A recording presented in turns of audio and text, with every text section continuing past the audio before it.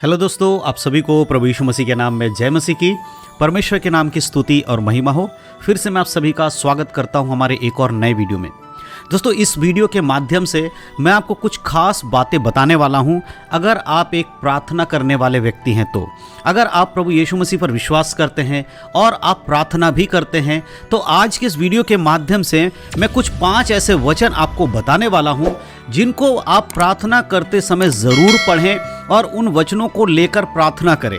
जी हाँ दोस्तों, जब भी आप प्रार्थना करने बैठते हैं, अगर आपने इन वचनों को याद करके प्रार्थना में शामिल किया या फिर बाइबल खोलकर इन वचनों को पढ़ेंगे प्रार्थना के समय में, तो मैं विश्वास करता हूँ कि परमेश्वर आपके जीवन में आपकी प्रार्थनाओं को ज़रूर सुनेंगे। तो ये 5 ऐसे वचन हैं जो आज इस वीडियो के माध्यम से मैं आपको बताने वाला हूँ, जो आपके प्रार्थना के जीवन में होना बहुत ही ज़्यादा ज़रूरी है। अगर आप इन 5 वचनों के बारे में नहीं जानते हैं और आप प्रार्थना कर रहे हैं तो आज आपको इन 5 वचनों को जान लेना चाहिए और इनको पढ़कर प्रार्थना शुरू करें या अपने जीवन में इनको लागू भी करें। और हो सके तो इन 5 वचनों को आप याद कर लें कि जब भी आप प्रार्थना करने बैठें तब आप इन वचनों को बोलकर प्रार्थना कर सकते हैं, परमेश्वर के सामने इनको रख सकते हैं। और जब इन वचनों को आप पढ़ेंगे तो आपको पता चलेगा कि एक प्रार्थना करने वाले व्यक्ति के लिए परमेश्वर की इच्छा क्या है और कैसे प्रार्थना करना चाहिए। ये सारी बातें इन 5 वचनों में आपको समझ में आ जाएंगी। तो वीडियो को बड़े ध्यान से देखिएगा। जो वचन मैं आज आपको इस वीडियो के माध्यम से बताने वाला हूं उसको बहुत ही गंभीरता से सुनिए, समझिए और हो सके तो इस वीडियो को अपने मसीह भाई बहनों में शेयर जरूर करिएगा ताकि उन लोगों तक भी ये 5 वचन पहुंच सके कि वो भी प्रार्थना को अच्छे से कर पाए। तो चलिए दोस्तों, ज्यादा देर नहीं करते हुए आज के इस वीडियो को हम सब मिलकर शुरू करते हैं। तो दोस्तों, इस वीडियो में जो मैं 5 वचन आपको बताने वाला हूं उसमें से सबसे पहला वचन जो है वो है पहला थिस्सलुनीकियों की किताब, उसका 5 अध्याय 16 आयत से लेके 18 आयत तक। यहां पर इस प्रकार से लिखा है, सदा आनंदित रहो, निरंतर प्रार्थना में लगे रहो, हर बात में धन्यवाद करो, क्योंकि तुम्हारे लिए मसीह यीशु में परमेश्वर की यही इच्छा है। जी हाँ दोस्तों, यहाँ पर पौलुस कह रहा है कि सदा आनंदित रहो। आपके जीवन में चाहे कुछ भी हो, आपको आनंदित रहना, यानी कि आपको यह समझना है कि प्रभु यीशु मसीह आपके साथ है, इसलिए आपको घबराना नहीं है, उसमें आनंदित रहना है, हर बात में धन्यवाद करना है। आपके जीवन में चाहे अच्छा हो बुरा हो, कुछ भी हो रहा है, आपको प्रभु को महिमा देनी है, क्योंकि हमारे जीवन में चाहे अच्छाई आए बुराई आए, उन सब में परमेश्वर हमें संभालते हैं। अच्छाई परमेश्वर हमें लेकर आते हैं, अगर कोई बुराई आती है उसे अच्छाई में भी परमेश्वर बदलते हैं। और मसीह यीशु में परमेश्वर की हम सबसे यही इच्छा है कि हम हर बात में परमेश्वर को धन्यवाद दें। और दूसरा वचन है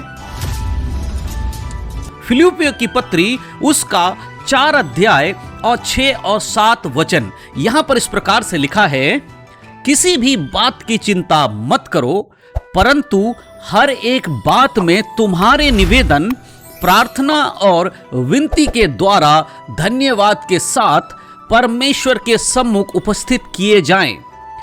परमेश्वर की शांति जो समझ से बिल्कुल परे है, तुम्हारे हृदय और तुम्हारे विचारों को मसीह यीशु में सुरक्षित रखेगी। परमेश्वर का ये वचन यहाँ पर हमें साफ साफ कहता है कि किसी बात की चिंता ना करें। जब भी आप प्रार्थना कर रहे हैं, आपके जीवन में कोई प्रॉब्लम्स है, उस बात को लेकर आप प्रार्थना कर रहे हैं, तो प्रभु का ये वचन आपको सामर्थ दे रहा है कि तुझे चिंता करने की जरूरत नहीं है। तू मेरे पास आया है, प्रार्थना कर रहा है, तू घबरा मत, परंतु हर एक बात में जो तेरी निवेदन है, प्रार्थना और विनती के द्वारा धन्यवाद के साथ मेरे पास लेकर आ।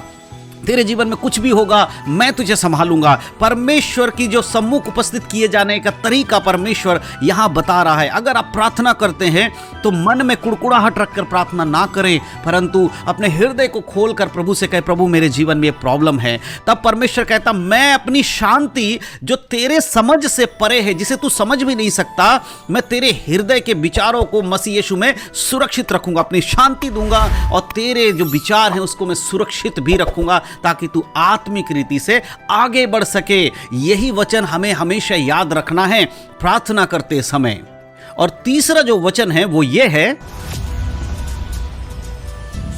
यूहन्ना की किताब, पहले यूहन्ना की किताब और उसका 5 अध्याय और 14 वचन। जी हाँ दोस्तों, यहां पर इस प्रकार से लिखा है, और हमें उसके सामने जो हियाब होता है वह यह है कि यदि हम उसकी इच्छा के अनुसार कुछ मांगते हैं तो हमारी सुनता है, यानी कि परमेश्वर हमारी सुनता है। यहाँ प्रभु का वचन कह रहा है कि प्रार्थना जब हम करने बैठते हैं तब हमें याद रखना है कि जो कुछ हम मांग रहे हैं उसमें परमेश्वर की इच्छा है या नहीं है।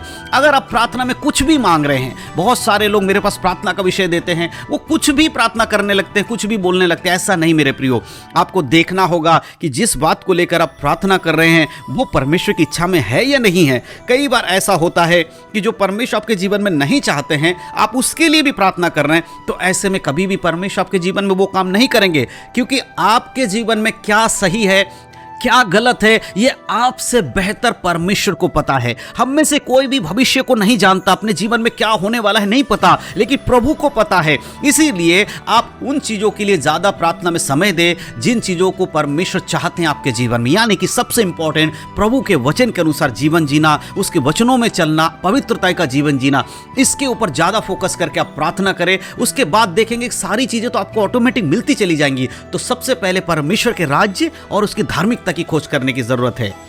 और चौथा वचन जो हमें प्रार्थना करते समय याद रखने की जरूरत है वो ये है, कुलुसियों की पत्री उसका 4 अध्याय वचन 2। यहां पर इस प्रकार लिखा है, प्रार्थना में लगे रहो और धन्यवाद के साथ उसमें जागृत रहो। प्रार्थना में लगे रहो, धन्यवाद के साथ उसमें जागृत रहो। मेरे प्रियो, प्रार्थना में लगे रहने का यह मतलब नहीं है कि आप सुबह से लेकर शाम तक सिर्फ प्रार्थना कर रहे, ना कोई काम कर रहे, खाना पीना छोड़ दिया, दिन भर प्रार्थना कर रहे, लगातार करते जा रहे। ऐसा ये वचन नहीं कहता। प्रार्थना में लगे रहने का मतलब कि हर समय प्रभु को एक तो धन्यवाद देते रहिए कि परमेश्वर ने आपको जीवन दिया है, और जब भी आपके पास समय होता है आप प्रार्थना करिए। किसी भी बात के लिए आपको घबराहट होती है, प्रार्थना करिए। किसी के लिए, किसी के जीवन में आपको दुख दिखता है, उसके लिए प्रार्थना करिए। सोते समय, उठते समय आप प्रार्थना में समय बिताइए। जब आप अपने काम पे होते हैं तो आप उस समय अपने मन में भी प्रार्थना कर सकते हैं। इसी को कहते हैं लगातार प्रार्थना करना, प्रार्थना में लगे रहना, यानी कि इधर उधर की बातों में मन न लगाकर ज्यादा समय आप प्रार्थना में बिताएं और उसमें जागृत रहें। यह परमेश्वर की इच्छा है। और पांचवी और अंतिम बात यह है जो कि हम वचन में पढ़ते हैं। हम पढ़ेंगे मरकुस की किताब उसका 11 अध्याय वचन 24। यहां पर इस प्रकार लिखा है, इसीलिए मैं तुमसे कहता हूं कि जो कुछ तुम प्रार्थना करके मांगो तो प्रतीति कर लो कि तुम्हें मिल गया और तुम्हारे लिए हो जाएगा। यह सबसे इंपॉर्टेंट है प्रार्थना करने वाले व्यक्ति को समझना। प्रभु का वचन यहां कहता है कि जब भी तुम प्रार्थना करने बैठते हो, जब तुम मुझसे कुछ मांगते हो, तो याद रखो कि सही रीति से अगर तुम मांग रहे हो, अच्छे मन से अगर मांग रहे हो, तो यह विश्वास भी करो कि वो तुम्हें मिल चुका है, यानी कि तुम्हारी प्रार्थना परमेश्वर ने सुन ली है और उसका उत्तर भी तुम्हें मिल गया है। जब तुम इस बात को सोचकर प्रार्थना करोगे तो वो तुम्हारे लिए हो जाएगा। यीशु मसीह कहते हैं विश्वास के साथ प्रार्थना करो, अविश्वास के साथ मत करो।